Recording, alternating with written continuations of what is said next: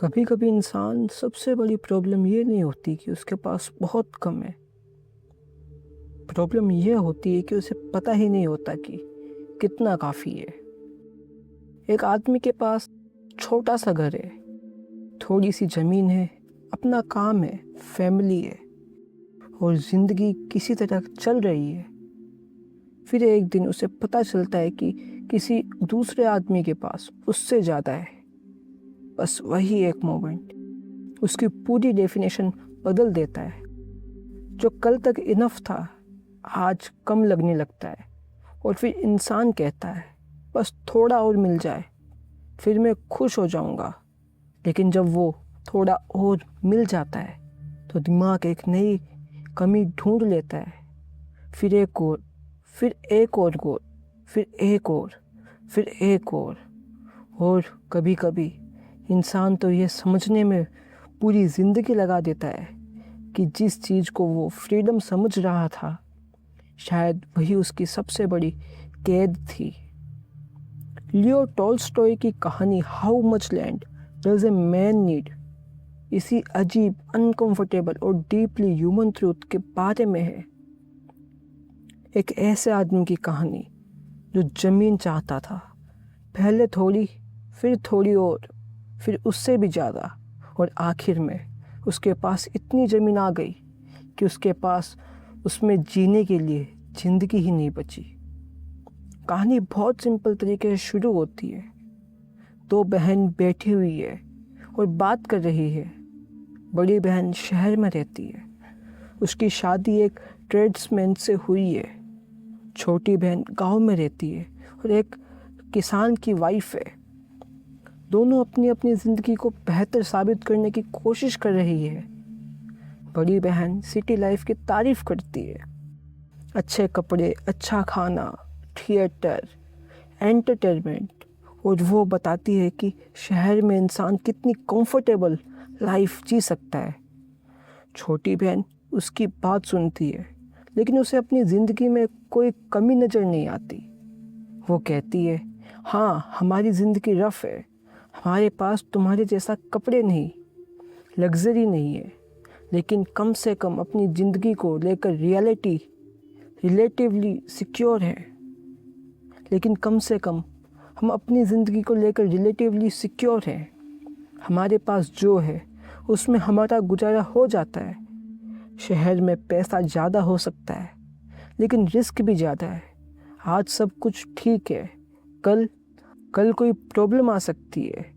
कल आदमी पैसा खो सकता है, बिजनेस फेल हो सकता है, और जो कल अमीर था वो कल गरीब भी हो सकता है। इसीलिए वो कहती है, हम शायद कभी बहुत अमीर ना बने लेकिन हमें कम से कम इतना तो पता है कि हम खाना खा सकेंगे। बड़ी बहन इस बात पर हंस देती है। उसके लिए ये कोई इम्प्रेसिव लाइफ नहीं है। उसे लगता है कि गांव की ज़िंदगी का मतलब है मेहनत, मिट्टी, जानवरों के बीच रहना और वही ऑर्डिनरी एग्जिस्टेंस। लेकिन छोटी बहन भी पीछे नहीं हटती। वो कहती है, कम से कम हम किसी के सामने झुकते तो नहीं। और यही बात एक इंटरेस्टिंग डायरेक्शन लेती है। दोनों बहन अपनी लाइफस्टाइल की बात कर रही है लेकिन असल में वो अपनी चॉइसेस को जस्टिफाई कर रही है। हर इंसान चाहता है कि उसे लगे जो लाइफ में जी रहा हूँ वो सही है, और जब कोई दूसरा उस लाइफ को इन्फीरियर बताता है तो हम सिर्फ उसकी बात रिजेक्ट नहीं करते, हम अपनी आइडेंटिटी डिफाइन करने लगते हैं। वो हम जो घर का मास्टर है चुपचाप उनकी बात सुन रहा था, वो उनकी आर्ग्यूमेंट के बारे में ज़्यादा नहीं सोचता। उसके दिमाग में एक अलग ही कंक्लूज़न आता है। उसे लगता है दोनों की बातों में कुछ ना कुछ सच है। लेकिन हम किसान की प्रॉब्लम क्या है? हमारे पास ज़मीन इनफ नहीं है। अगर मेरे पास बहुत ज़मीन होती तो मुझे किसी चीज़ का डर नहीं होता। मैं अपने पैरों पर खड़ा होता, अपना काम करता, अपनी फसल उगाता, अपने जानवर रखता, किसी और की परमिशन की ज़रूरत नहीं होती। और फिर पोहम के दिमाग में एक और थॉट आता है, अगर मेरे पास प्लेंटी ऑफ लैंड होती तो मैं डेविल से भी नहीं डरता। उसे नहीं पता था कि उसकी यह बात किसी और ने भी सुन ली है।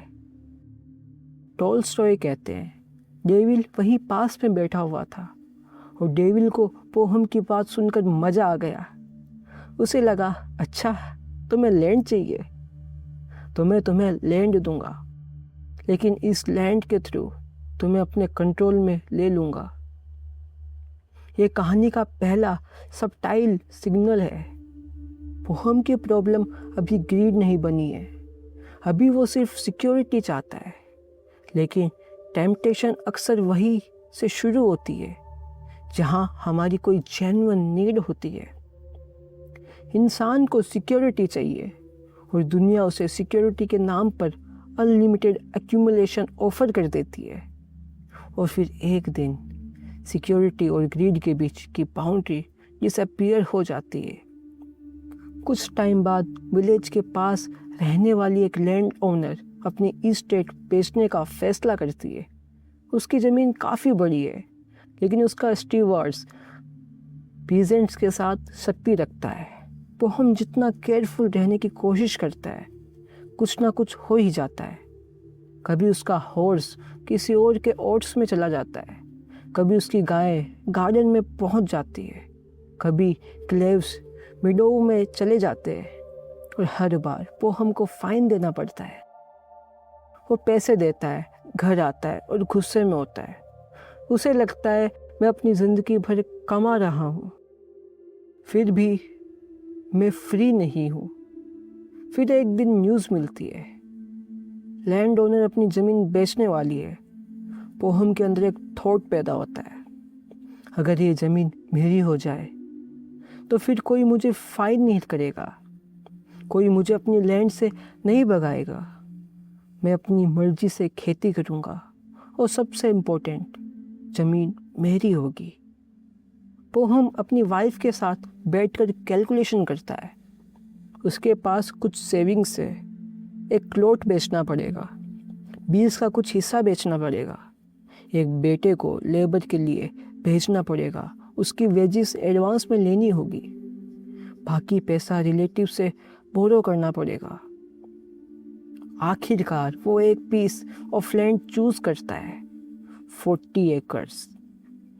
कुछ हिस्सा वुडेड है, कुछ एग्रीकल्चरल लैंड है और कुछ पास्चर। डील फाइनल हो जाती है, पोहम लैंड ओनर बन जाता है, और अब उसके अंदर एक स्ट्रेंज हैप्पीनेस आ जाती है। जब वो अपने फील्ड्स को देखता है तो उसे वो ज़मीन पहले से ज़्यादा ब्यूटीफुल लगने लगती है। ग्रास, फ्लावर्स, सॉइल्स, क्रॉप, सब कुछ उसे अलग नज़र आता है। कल तक जो सिर्फ एक पीस ऑफ लैंड थी, आज वो मेरी लैंड है। ये छोटा सा वर्ड मेरी इंसान की पर्सपेक्शन को कितना बदल देता है, ये टॉलस्टॉय बहुत क्वाइटली दिखा देते हैं। पोहम को लगता है अब लाइफ सेटल हो गई, अब उसे किसी चीज़ की ज़रूरत नहीं, अब वो इंडिपेंडेंट है, वो पीसफुली रह सकता है। लेकिन कहानी में एक प्रॉब्लम है, ज़मीन तो पोहम की हो गई, लेकिन आसपास के लोगों के एनिमल्स अब भी एनिमल्स ही है। विलेज की गायें उसके मीडों में आ जाती है, घोड़े उसके मक्के को डैमेज कर देते हैं, कम्युनल चरवाहे कभी केयरलेस हो जाते हैं। पोहम पहले टॉलरेट करता है, फिर समझाता है, फिर वॉर्न करता है, लेकिन इंसिडेंट रिपीट होते रहते हैं। आखिरकार पोहम कोर्ट चला जाता है, कुछ किसानों को फाइन मिलता है, और उस मोमेंट के बाद रिलेशनशिप बदल जाता है। जो लोग कल तक उसके नेबर्स थे, अब उनके दिल में पोहम के लिए रेजिस्टमेंट है। पोहम को लगता है मैं बस अपनी प्रॉपर्टी प्रोटेक्ट कर रहा हूँ, और शायद वो टेक्निकली सही भी है, लेकिन प्रॉब्लम ये है कि जिस प्रॉपर्टी ने उसे इंडिपेंडेंस देनी थी, अब वही प्रॉपर्टी उसे लोगों से अलग कर रही है। एक दिन उसके वुड्स में कुछ यंग ट्रीज काट दिए जाते हैं। पोहम को देखकर गुस्सा आता है। वो सोचता है कि किसी ने जानबूझकर किया है। उसे साइमन पर शक होता है, लेकिन प्रूफ नहीं है। फिर भी वो केस करता है। केस चलता है। साइमन निर्दोष होता है। पोहम को लगता है जस्टिस ही करप्ट है। उसका गुस्सा और बढ़ता है। अब वो सिर्फ ट्रीज के लिए एंग्री नहीं है, अब उसका ईगो इन्वॉल्व्ड है। उसे लगता है लोग मुझे चैलेंज कर सकते हैं, और यहीं से एक डेंजरस ट्रांसफॉर्मेशन शुरू होता है। पोहम के पास लैंड बढ़ रही है, लेकिन उसके अंदर पीस कम हो रही है। उसने सोचा था लैंड उसकी प्रॉब्लम सॉल्व करेगी, लेकिन लैंड ने उसकी एक नई प्रॉब्लम दे दी है। अब उसके पास कुछ लूज़ करने के लिए है, और जब इंसान के पास कुछ लूज़ करने के लिए आ जाता है तो उसके साथ फियर भी आ जाता है। पोहम अब सिर्फ फार्मर नहीं रहा, वो अपनी प्रॉपर्टी का प्रोटेक्टर बन गया है। हर बाउंड्री इम्पोर्टेंट है, हर ट्री इम्पोर्टेंट है, हर क्रॉप इम्पोर्टेंट है, हर इंट्रूशन पर्सनल है। और फिर एक दिन एक ट्रेवलर उसके घर आता है। वो फ्लोगा के बियॉन्ड की लैंड के बारे में बताता है। वहाँ लोग सेटल हो रहे हैं। लैंड बहुत फर्टाइल है। हर आदमी को कम्युनल लैंड का शेयर मिलता है, और जो लोग वहाँ जा रहे हैं वो रिलेटिवली प्रॉस्परस हो रहे हैं। ट्रेवलर एक आदमी का एग्जाम्पल देता है जो ऑलमोस्ट खाली हाथ गया था। अब उसके पास अपने घोड़े और गाय हैं। पोहम सुनता है और उसके अंदर कुछ फिर से मूव करता है। वो सोचता है यहाँ मैं इतनी प्रॉब्लम फेस कर रहा हूँ, वहाँ इतनी ज़मीन है, मैं यहाँ क्यों रुकूँ। और बस एक बार फिर पोहम को लगता है शायद हैप्पीनेस बस थोड़ी दूर है, इस बार थोड़ी ज़्यादा ज़मीन के पार। पोहम अपनी पुरानी ज़मीन बेच देता है और फैमिली के साथ उस नए सेटलमेंट की तरफ चला जाता है। वहाँ पहुंचकर कुछ टाइम के लिए उसे लगता है कि उसने बिल्कुल सही डिसीजन लिया है। उसके पास पहले से ज़्यादा लैंड है, पास्चर है, फील्ड्स है, एनिमल के लिए जगह है, और सबसे इम्पोर्टेंट, अब उसे हर छोटी बात के लिए किसी दूसरे आदमी के रूल्स पर डिपेंड नहीं रहना पड़ता। उसकी सिचुएशन इम्प्रूव होती है, वो ज़्यादा कमाता है, उसकी फसल अच्छी होती है, घर में भी पहले से ज़्यादा कंफर्ट आ जाता है। और अगर यही कहानी ख़त्म हो जाती तो शायद पोहम की स्टोरी एक सक्सेस स्टोरी होती। एक आदमी ने रिस्क लिया, बेटर अपॉर्चुनिटी ढूंढी और अपनी फैमिली के लिए लाइफ इम्प्रूव कर दी। लेकिन टॉलस्टॉय की कहानी सक्सेस के बाद ख़त्म नहीं होती, क्योंकि इंसान के अंदर एक अजीब मैकेनिज़्म होता है। जब कोई चीज़ हमें नहीं मिलती तो हम उसके बारे में बहुत सोचते हैं। जब वो मिल जाती है तो कुछ टाइम के बाद वो नॉर्मल लगने लगती है, और फिर दिमाग नेक्स्ट चीज़ ढूंढ लेता है। पोहम के साथ भी वही हुआ। नई ज़मीन मिलने के कुछ टाइम बाद उसे फिर लगने लगा यहाँ भी कुछ प्रॉब्लम है। वीट के लिए और लैंड होती तो बेहतर होता, पास्चर और होती तो एनिमल को ज़्यादा स्पेस मिलता। कुछ लोगों के पास उससे भी ज़्यादा लैंड थी, और अब कंपैरिजन दोबारा शुरू हो चुका था। पोहम की प्रॉब्लम अब ये नहीं थी कि उसके पास कम था, प्रॉब्लम ये थी कि उसे पता चल गया था कि किसी और के पास उससे ज़्यादा है। और जब हम किसी और की क्वांटिटी को अपनी मेज़रमेंट बना देते हैं तो हम अपनी लाइफ को कभी ऑब्जेक्टिवली देख ही नहीं पाते। आपके पास कितना है ये मैटर करना बंद हो जाता है, आपके नेबर के पास कितना है ये मैटर करने लगता है। पोहम के पास पहले से बहुत ज़्यादा लैंड थी, लेकिन अब उसे लगने लगा काश मेरी अपनी प्राइवेट लैंड होती। कम्युनल सिस्टम में एक प्रॉब्लम थी, हर जगह फ्रीडम थी, लेकिन लैंड परमानेंटली उसकी नहीं थी। वो रेंट पर लैंड लेता है, अपनी क्रॉप्स ग्रो करता है और फिर देखता है कि कुछ और लोग प्राइवेट फार्म्स के थ्रू प्रॉस्पेरियस हो रहे हैं। उसके अंदर फिर वही पुरानी फीलिंग जागती है, बस अगर मेरी अपनी ज़मीन होती। और आप नोटिस कीजिए, पोहम के सेंटेंस हर बार ऑलमोस्ट सेम होते हैं, बस अगर थोड़ा और। लेकिन वो कभी नहीं कहता अब इनफ है। यही कहानी का साइलेंट पैटर्न है। पोहम हर बार एक प्रॉब्लम सोल्व करता है और उसी सॉल्यूशन के अंदर से एक नई प्रॉब्लम निकल आती है।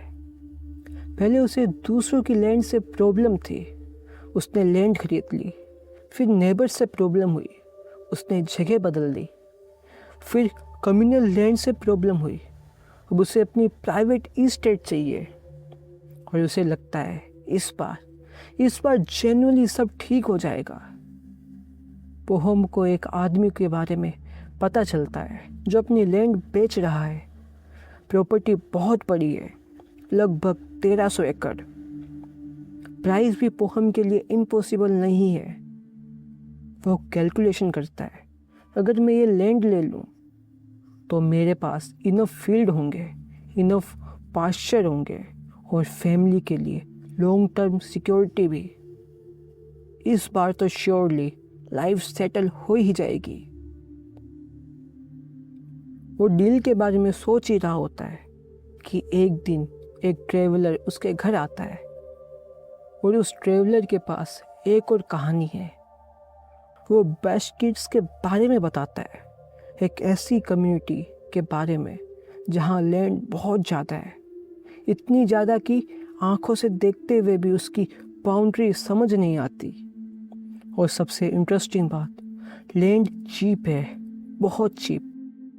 ट्रेवलर बताता है कि उसने वहाँ के लोगों से डील की है, उसके पास एंडलेस स्टेपें है, फर्टाइल लैंड है, और जो आदमी थोड़ा पैसा लेकर वहाँ जाता है वो अपने लिए एक ह्यूज इस्टेट बना सकता है। पोहम सुनता रहता है, उसका दिमाग अब ट्रेवलर की बात नहीं, नंबर्स कैलकुलेट कर रहा है। 1300 एकड़, मैं यहाँ इतने पैसे देकर सिर्फ इतनी लैंड लूँ, जब वहाँ मैं इसी पैसे में इससे कई गुना ज़्यादा लैंड मिल सकती है। और एक बार फिर जो चीज़ कल तक उसे बहुत बड़ी लग रही थी आज सडनली छोटी लगने लगती है। यही ग्रीड का इंटरेस्टिंग नेचर है। ग्रीड हमेशा ये नहीं कहती तुम्हें कुछ नहीं मिला, कभी कभी वो कहती है तुम्हें बहुत मिला है, लेकिन देखो तुम और कितना पा सकते हो। और पोहम के लिए यही थॉट इररेसिस्टिबल था। उसे लगता है मैं बशकीर के पास चला जाऊं तो मैं एक ही बार में अपनी सारी प्रॉब्लम सॉल्व कर सकता हूँ। वो अपनी 1300 एकड़ वाली डील छोड़ देता है और बख्शीश की तरफ निकल पड़ता है। सफ़र लंबा है, लेकिन पोहम के दिमाग में एक ही इमेज है, एक एंडलेस पीस ऑफ लैंड जो सिर्फ उसका होगा। वहाँ पहुँचने के बाद उसका वेलकम बहुत वार्मथ के साथ होता है। बख्शीर उसके चाय देता है, क्यूमीन्स देते हैं, मटन खिलाते हैं, उसके साथ बैठते हैं, बात करते हैं। पोहम उसके लाइफस्टाइल को ऑब्जर्व करता है। उसके पास लैंड की कमी नहीं है, उसके पास वाइड ओपन स्टेपल है, और उसकी सिंप्लिसिटी पोहम को और भी एट्रैक्टिव लगने लगती है, क्योंकि उसके दिमाग में एक ही थॉट चल रहा है, यहाँ मैं कितना कुछ ले सकता हूँ। वो उनके चीफ से मिलता है और चीफ उसे कहता है तुम्हें हमारी लैंड पसंद है? पोहम कहता है हाँ। चीफ कहता है जितनी चाहो ले लो। पोहम को यकीन नहीं होता, वो सोचता है ज़रूर कोई ट्रिक होगी, लेकिन चीफ उसे एक डील बताता है, एक दिन के लिए सिर्फ 1000 रूबल्स। सुबह एक जगह से स्टार्ट करो, जितनी लैंड तुम सनसेट से पहले चलकर कवर कर लोगे वो तुम्हारी, लेकिन एक कंडीशन है, जिस पॉइंट से स्टार्ट करोगे सनसेट से पहले वहीं वापस आना होगा। अगर तुम वापस नहीं आए तो तुम्हारे पैसे भी गए और ज़मीन भी। पोहम की आंखों के सामने जैसे एक पूरी दुनिया खुल जाती है। एक दिन, सिर्फ एक दिन, और वो जितनी लैंड फिजिकली कवर कर सके उतनी उसकी। उसे लगता है यह तो ऑलमोस्ट इम्पॉसिबल अपॉर्चुनिटी है। उस रात वो सो नहीं पाता और कैलकुलेट करता रहता है, अगर मैं सुबह जल्दी स्टार्ट करूं, अगर मैं स्टडी पेस रखूं, अगर मैं बहुत ज़्यादा ब्रेक ना लूं, तो मैं कितना बड़ा एरिया कवर कर सकता हूं। वो मेंटली अपनी रूट प्लान करता है, पहले ईस्ट, फिर साउथ, फिर वेस्ट, फिर नॉर्थ, और फाइनली स्टार्टिंग पॉइंट। हर डायरेक्शन में वो अपनी इमेजिनरी बाउंड्रीज ड्रॉ करता है, और जितना वो कैलकुलेट करता है उतना ही एक्साइटेड होता जाता है। उसे लगता है कल के बाद मैं अमीर हो जाऊंगा। लेकिन उस रात एक अजीब चीज़ होती है। पोहम को सपना आता है। वो देखता है कि बख्शीर चीफ उसके सामने बैठे हैं। फिर उसका फेस चेंज होता है, वो मर्चेंट बन जाता है। फिर एक और आदमी, और फिर डेविल। पोहम ड्रीम में देखता है कि डेविल के सामने एक आदमी पड़ा हुआ है, एक डेड बॉडी। पोहम उसके पास जाता है और देखता है वो आदमी खुद पोहम है। वो अचानक उठ जाता है, धड़कनें तेज हो रही है। कुछ सेकंड के लिए वो कंफ्यूज्ड है। क्या ये कोई वार्निंग थी? क्या ये सिर्फ एक नाइटमेयर था? लेकिन फिर सुबह होने लगती है और सपना धीरे धीरे उसके दिमाग से निकल जाता है। डिज़ायर फिर से स्ट्रॉन्ग हो जाती है और पोहम सोचता है, चलो देखते हैं कितनी लैंड मिलती है। सुबह होती है। सनराइज़ के वक्त बख्शीर के लोग उसके आसपास इकट्ठे होते हैं। चीफ भी आता है। पोहम के हाथ में स्पेड है, उसके पास पानी है और उसके सामने एंडलेस ज़मीन। चीफ उसे स्टार्टिंग पॉइंट दिखाता है, यहीं से शुरू करना है और सूरज ढलने से पहले यहीं वापस आना है। पोहम अपने जूते कस लेता है, स्पेड उठाता है और सूरज उगने के साथ चल पड़ता है। शुरुआत में उसका पेस कंट्रोल्ड है, वो ज़्यादा फास्ट नहीं चल रहा। उसे पता है कि पूरा दिन बाकी है। पहले एक डायरेक्शन में जाता है। हर कुछ डिस्टेंस के बाद वो एक मार्कर बनाता है, एक छोटा सा होल, एक पैच, एक साइन, ताकि बाद में उसे बाउंड्री समझ आए। ज़मीन खूबसूरत है, मिट्टी काली और फर्टाइल है, घास मोटी है और पोहम के अंदर एक्साइटमेंट बढ़ती जा रही है। वो सोचता है ये लैंड तो बहुत वैल्यूबल है। फिर वो थोड़ा और आगे देखता है और सोचता है ये भी ले लेता हूँ, बस थोड़ा और। फिर उसे एक और ब्यूटीफुल स्ट्रेच नज़र आता है। वो कहता है इसे छोड़ना बेवकूफ़ी होगा। और फिर थोड़ा और।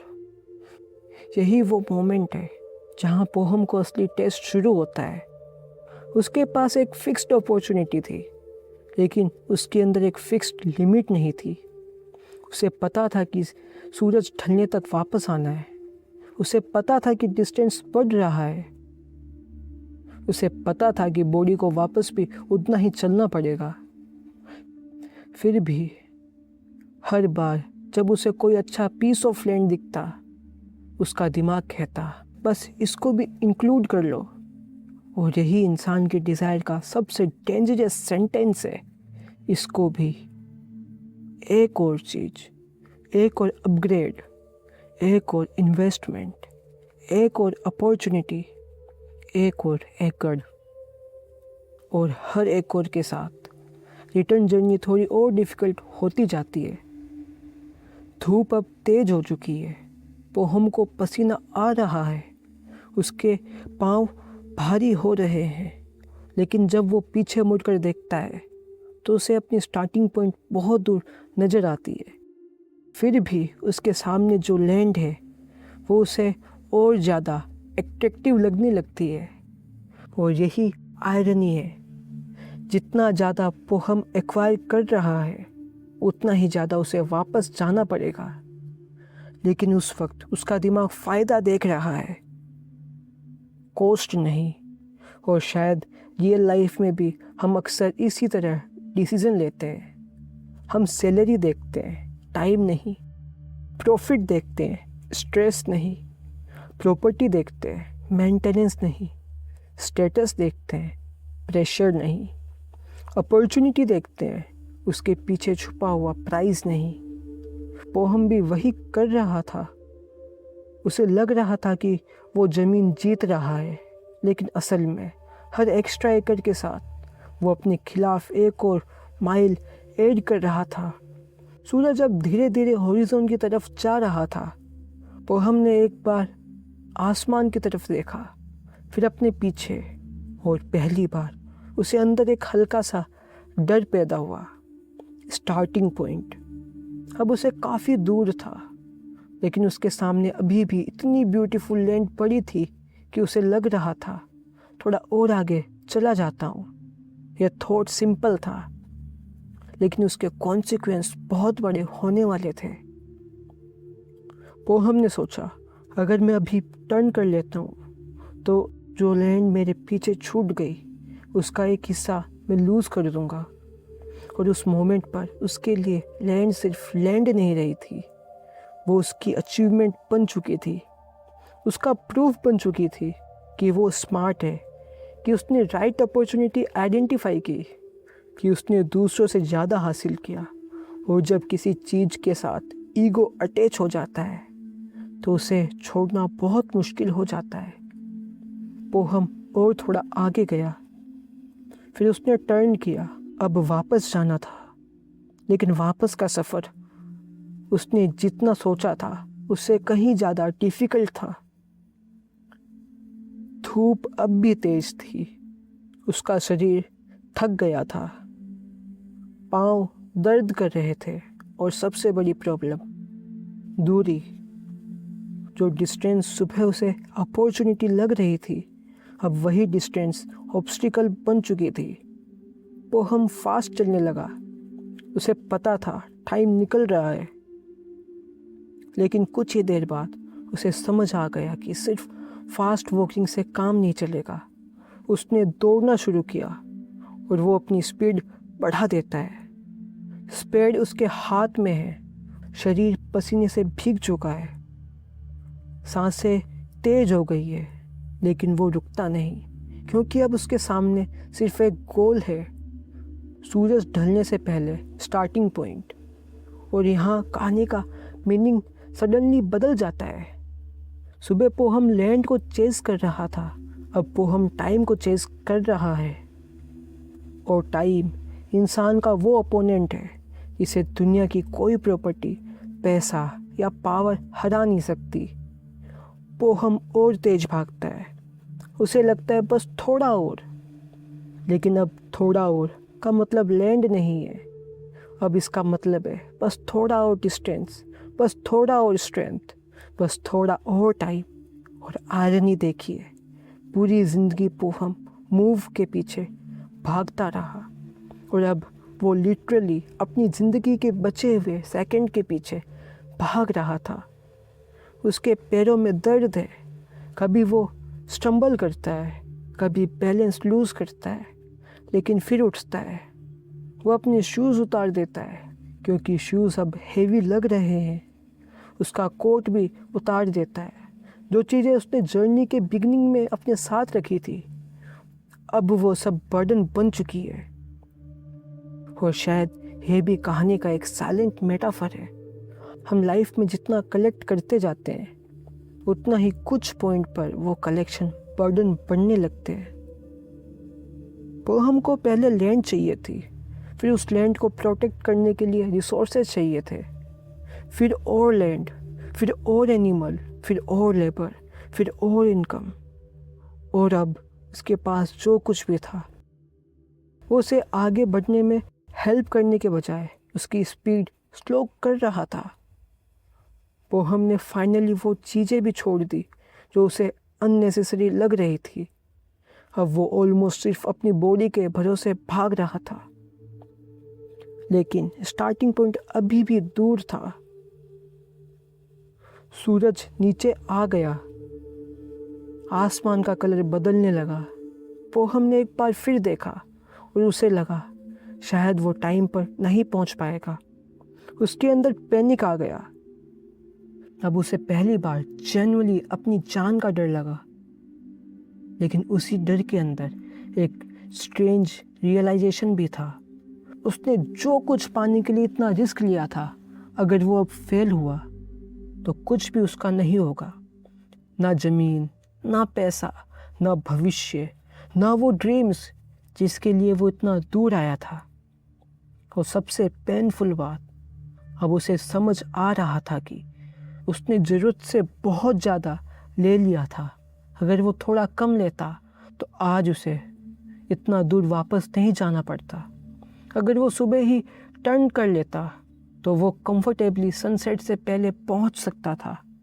अगर उसने सिर्फ इनफ चूज़ किया होता तो यह रेस कभी रेस बनती ही नहीं। लेकिन रियलाइजेशन अक्सर तब आता है जब डिसीज़न का टाइम ख़त्म हो चुका होता है। पोहम अब पूरी स्ट्रेंथ से भाग रहा था। उसका दिल बहुत तेज़ी से धड़क रहा था। सांसें अब और भरने लग रही थी, जैसे छाती फट जाएगी। बकशीर के लोग दूर से उसे देख रहे थे। उसकी नज़र स्टार्टिंग पॉइंट पर थी। चीफ भी वहीं वेट कर रहा था और उसके पास वो कैप रखी थी जहाँ से पोहम ने सुबह अपनी जर्नी स्टार्ट की थी। सूरज ढलने में बस कुछ ही मोमेंट दूर था। पोहम ने अपनी बची कुची ताकत इकट्ठी करी और भागा। अब वो लैंड नहीं देख रहा था, अब वो फ्यूचर नहीं देख रहा था, अब वो किसी और अपॉर्चुनिटी के बारे में सोच नहीं रहा था। अब उसके दिमाग में सिर्फ एक चीज़ थी, स्टार्टिंग पॉइंट। वो और तेज भागा। उसके पाँव ऑलमोस्ट गिव अप कर रहे थे, लेकिन उसने खुद को फोर्स किया। और फिर एक मोमेंट आया जब उसे लगा कि वो पहुंच गया स्टार्टिंग पॉइंट। स्टार्टिंग पॉइंट बस कुछ स्टेप दूर। चीफ खड़ा था, बकशीर उसे देख रहे थे और पोहम अपनी पूरी ताकत के साथ अपने कुछ आखिरी स्टेप्स लेता है। उसका हाथ कैप की तरफ बढ़ता है और वो स्टार्टिंग पॉइंट को टच कर लेता है। सूरज ढलने से बस पहले डील कंप्लीट हो गई। पोहम ने वो लैंड जीत ली। जितनी ज़मीन उसने सुबह से कवर की थी अब टेक्निकली वो उसकी थी। चीफ के लोग एक्साइटेड थे, लेकिन पोहम कुछ कह नहीं पाया। वो ज़मीन पर गिर गया। उसकी बॉडी जो पूरे दिन की जर्नी से थकी हुई थी अब और नहीं संभाल सकी। पोहम मर चुका था। और कुछ मोमेंट पहले तक वो दुनिया के सबसे बड़ी प्रॉपर्टी डील को अपनी विक्ट्री समझ रहा था, लेकिन अब उस विक्ट्री का उसके लिए कोई मीनिंग नहीं था। उसका सर्वेंट एक स्पेड लेकर एक ग्रेव खोदता है और टॉल्स्टॉय पूरी कहानी का आंसर एक सिंपल मेजरमेंट में दे देते हैं, 6 फीट। सिर से एडी तक बस उतनी जमीन पोहम को आखिरी में चाहिए थी। सोचिए, पोहम ने अपनी पूरी जिंदगी जमीन के लिए स्पेंड की। उसने पहले लैंड इसलिए खरीदी क्योंकि उसे फ्रीडम चाहिए थी। फिर उसने दूसरी जगह मूव की क्योंकि उसे बेटर अपॉर्चुनिटी चाहिए थी। फिर उसे प्राइवेट लैंड चाहिए थी क्योंकि उसे इंडिपेंडेंस चाहिए थी। फिर बकशीर के पास गया क्योंकि उसे और ज़्यादा चाहिए था। और एंड में जिस चीज़ के लिए उसने अपनी पूरी लाइफ स्पेंड की उसका यूज़ करने के लिए उसके पास एक भी दिन नहीं बचा। यही टोल्स्टॉय की कहानी का सबसे पेनफुल आयरनी है। पोहम ने सोचा था मोर लैंड मीन्स मोर फ्रीडम, लेकिन इवेंचुअली मोर लैंड ने उसे एक ऐसी रेस में डाल दिया जहाँ फिनिश लाइन मौत थी। और अब जब हम पोहम की कहानी को थोड़ा डिस्टेंस से देखते हैं तो एक अनकंफर्टेबल क्वेश्चन सामने आता है। क्या पोहम रियली ग्रीडी था, या क्या वो बस हमारे तरह था, एक ऑर्डिनरी आदमी जो अपनी लाइफ बेटर बनाना चाहता था? क्या हम भी एग्जैक्टली यही करते?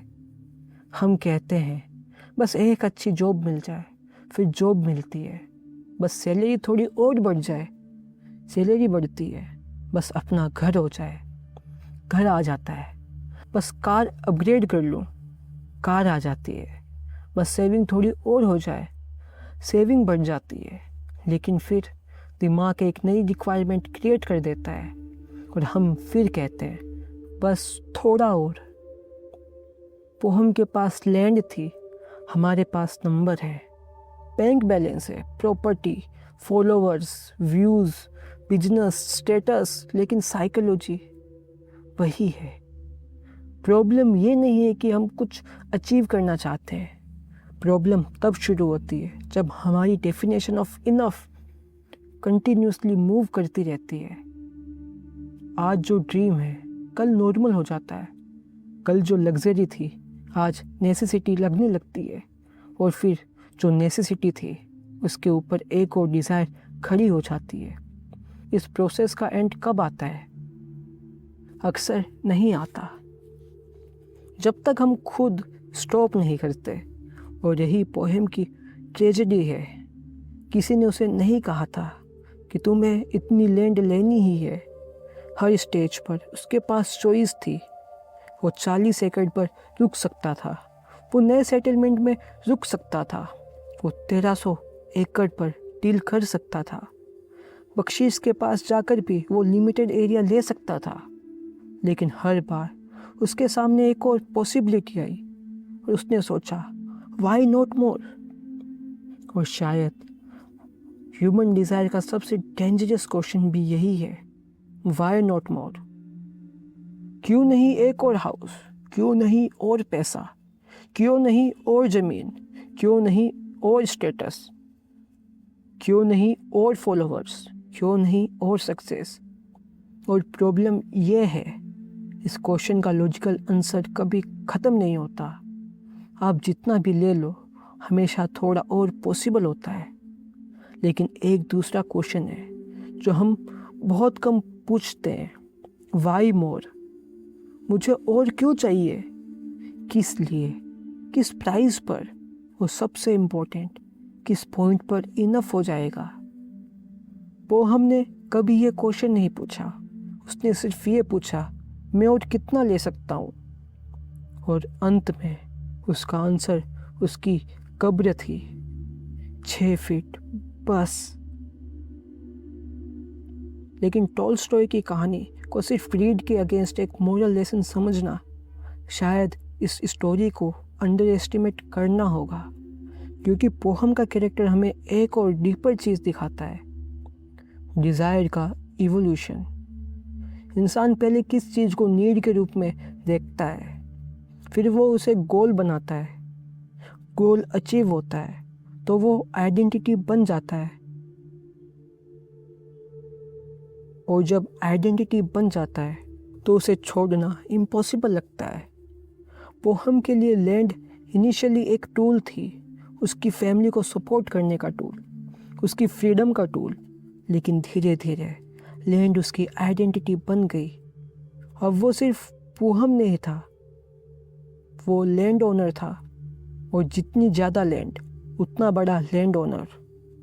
और जब हम अपनी आइडेंटिटी को पोसेशन से अटैच कर देते हैं तो पोसेशन का साइज़ हमारे सेल्फ वर्थ का साइज़ बन जाता है। फिर अगर कोई हमसे कुछ छीन ले तो हमें लगता है जैसे हमारी आइडेंटिटी का एक पीस छीन गया। इसीलिए पोहम के कॉन्फ्लिक्ट सिर्फ प्रॉपर्टी कॉन्फ्लिक्ट्स नहीं थे, वो पर्सनल हो गए थे। किसी ने उसकी क्रॉप डैमेज की तो उसे लगा उसकी इंसल्ट हुई। किसी ने उसके ट्रीज काटे तो उसे लगा उसकी अथॉरिटी चैलेंज हुई। किसी के पास उससे ज़्यादा लैंड थी तो उसे लगा उसे और एक्सपांड करना चाहिए। और धीरे धीरे लैंड उसकी लाइफ का सेंटर बन गई, जबकि लैंड सिर्फ लाइफ को सपोर्ट करने के लिए थी। ये डिस्टिंक्शंस बहुत इम्पोर्टेंट है।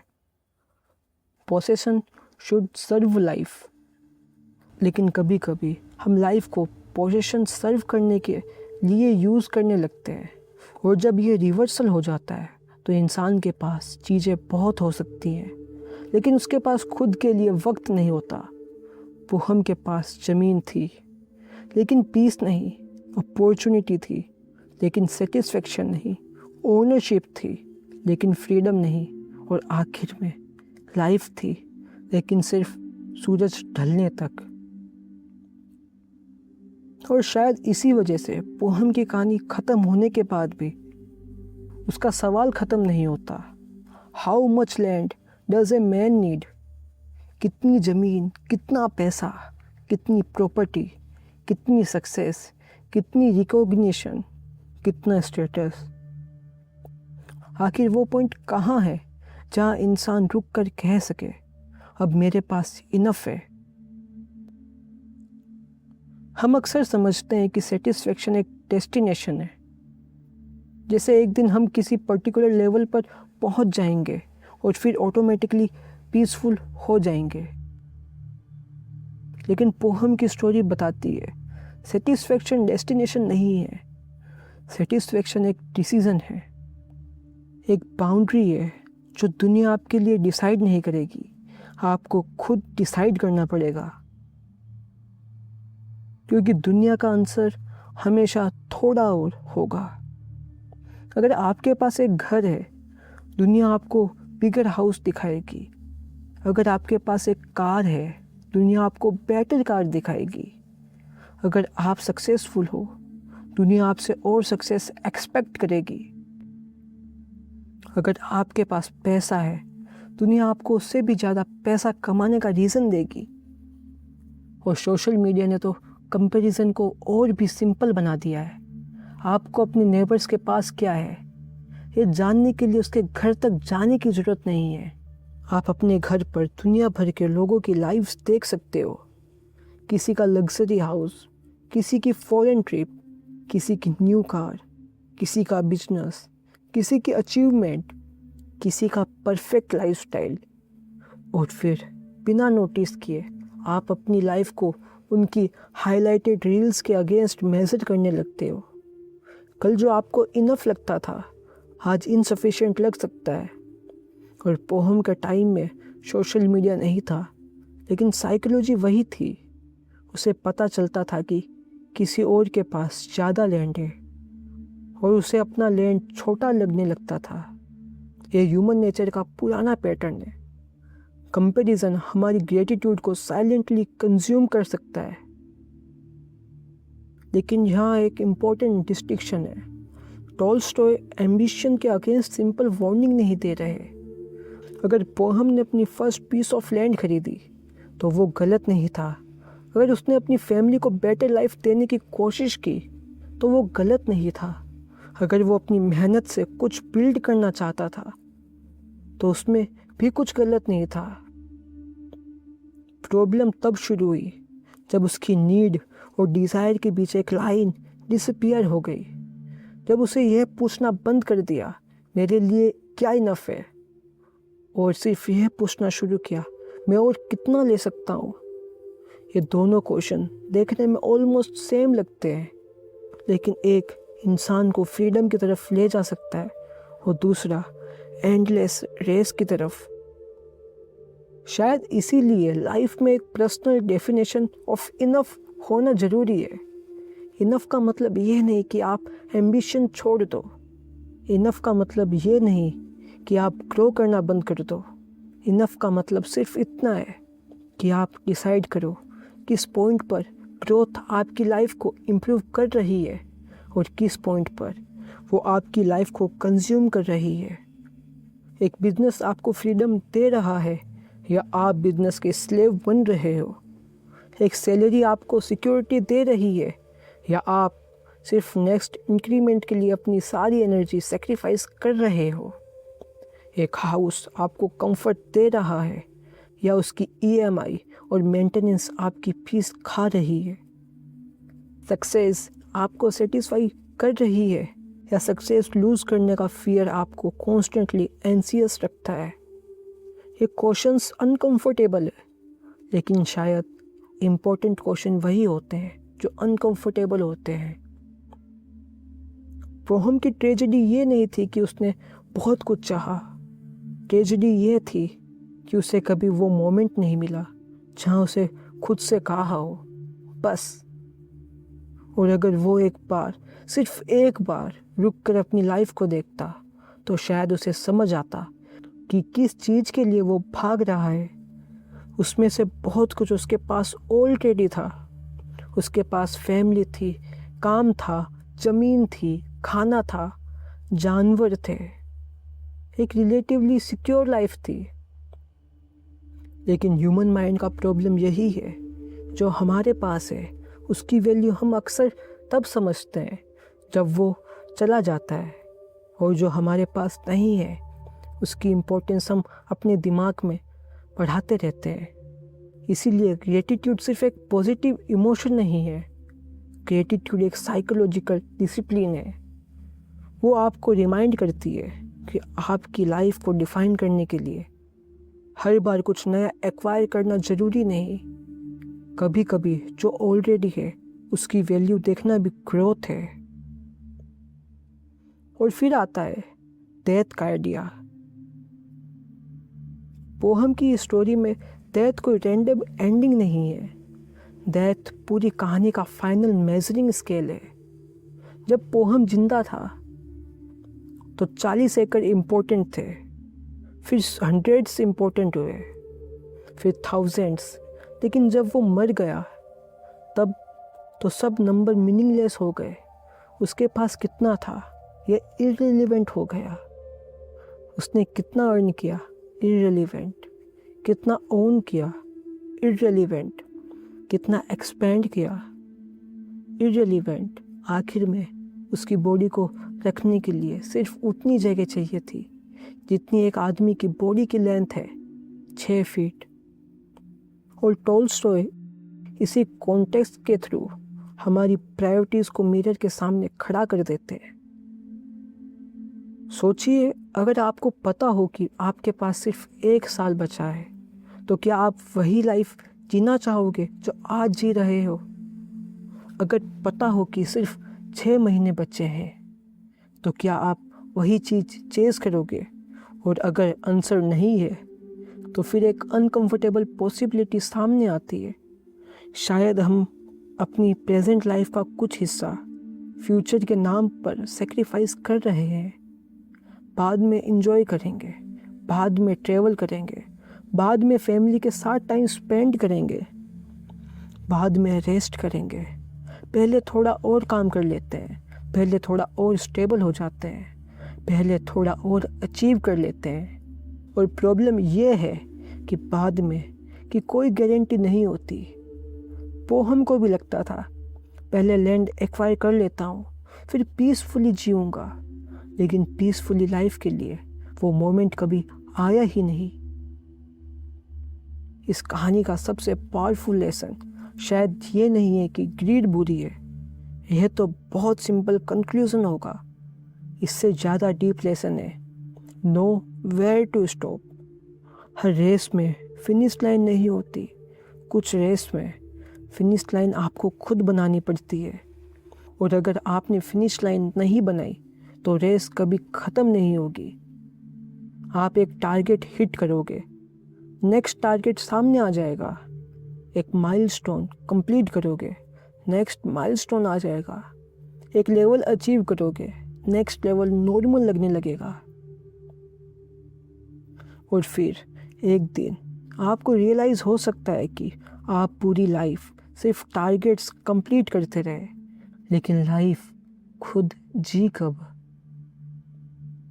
पोहम के पास एक चॉइस थी और हमारे पास भी है। हम डिसाइड कर सकते हैं कि एम्बिशन को अपना सर्वेंट रखें या उसे अपना मास्टर बना दें।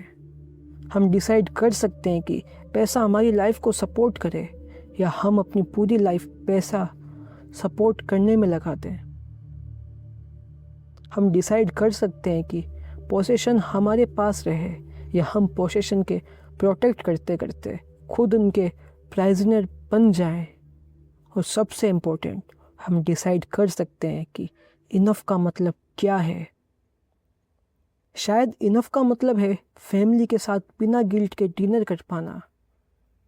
इनफ का मतलब है रात को बिना कॉन्स्टेंट फाइनेंशियल फियर के सो पाना। इनफ का मतलब है अपने काम से सेटिस्फेक्शन मिलना। इनफ का मतलब है अपने हेल्थ और रिलेशनशिप को सेक्रीफाइस किए बिना ग्रो करना। इनफ का मतलब है जब आप किसी दूसरे आदमी की सक्सेस देखो तो आपको अपनी लाइफ छोटी ना लगे। और परहैप्स इनफ का सबसे सिंपल मीनिंग है जब आपको और कुछ मिलने की पॉसिबिलिटी दिखाई दे तो आप हर बार ऑटोमेटिकली ये ना सोचो मुझे ये भी चाहिए। कभी कभी आप कह सको नहीं, मेरे लिए अभी इतना काफ़ी है। पोहम की स्टोरी में सबसे पेनफुल चीज़ ये है कि उसने कभी पॉवर्टी से नहीं सीखा कि इनफ क्या होता है। उसने एब्यूडेंस के बीच भी लैक फील की। उसके पास ज़मीन बढ़ती गई लेकिन सेटिस्फेक्शन नहीं। और शायद यही मॉडर्न लाइफ का पैराडॉक्स भी है। हमारे पास हिस्ट्री के किसी भी प्रीवियस जनरेशन से ज़्यादा कन्वीनियंस हो सकते हैं, लेकिन इसका मतलब ऑटोमेटिकली ये नहीं है कि हम ज़्यादा सेटिस्फाई हैं। हमारे पास ज़्यादा चॉइसेस हैं, लेकिन ज़्यादा चॉइसेस कभी कभी ज़्यादा कंपैरिजन भी लाती है। हमारे पास ज़्यादा इन्फॉर्मेशन है, लेकिन ज़्यादा इन्फॉर्मेशन के साथ ज़्यादा डिज़ायर भी आ सकती है। हम दुनिया के किसी भी कोने को देख सकते हैं और फिर अपनी ऑर्डिनरी लाइफ को बोरिंग समझने लगते हैं। इसीलिए शायद प्रॉब्लम स्कैरसिटी से कम और प्रिस्पेक्शन से ज़्यादा रिलेटेड है।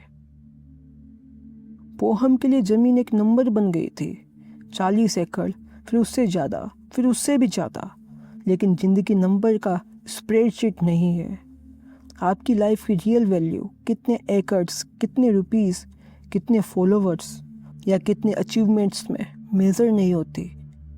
आखिर में सवाल ये है, आपको जो वक्त मिला था उसका क्या किया?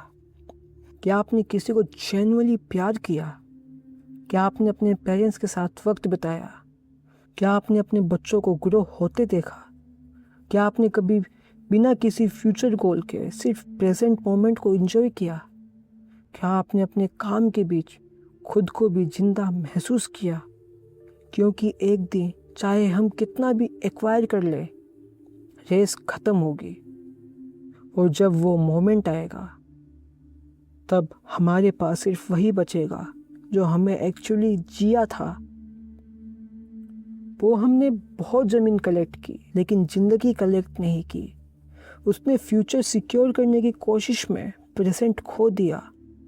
और शायद यह कहानी हमारे लिए एक वार्निंग नहीं, एक इनविटेशन है, एक बार रुकने का, अपनी लाइफ को देखने का और खुद से हॉनेस्टली पूछने का, मैं किस चीज़ के पीछे भाग रहा हूँ, क्यों?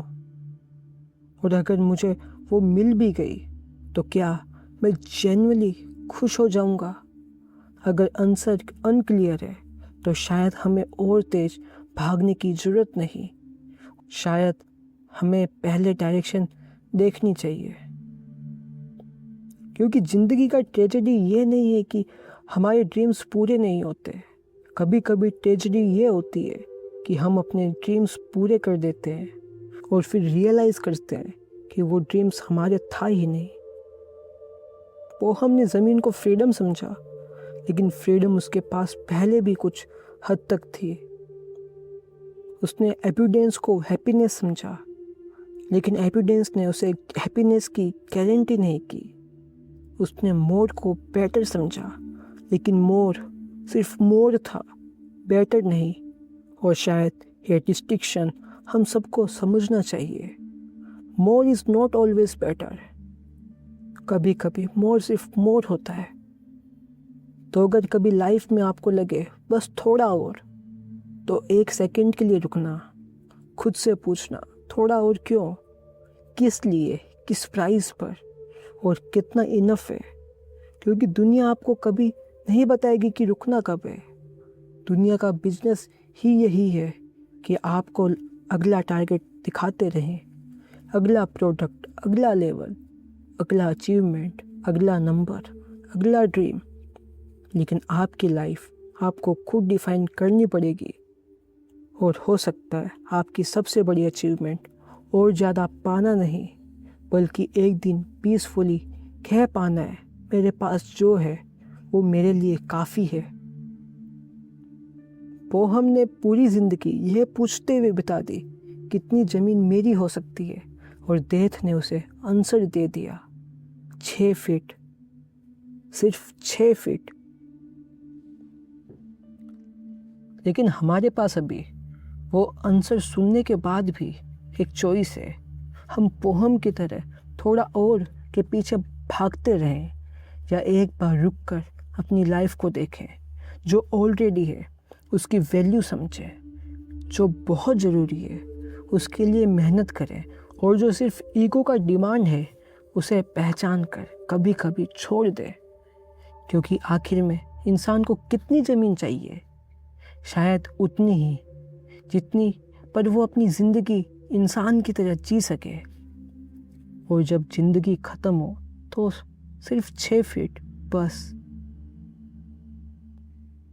और शायद टॉलस्टॉय का सबसे बड़ा सवाल ये नहीं था a man needs how much land.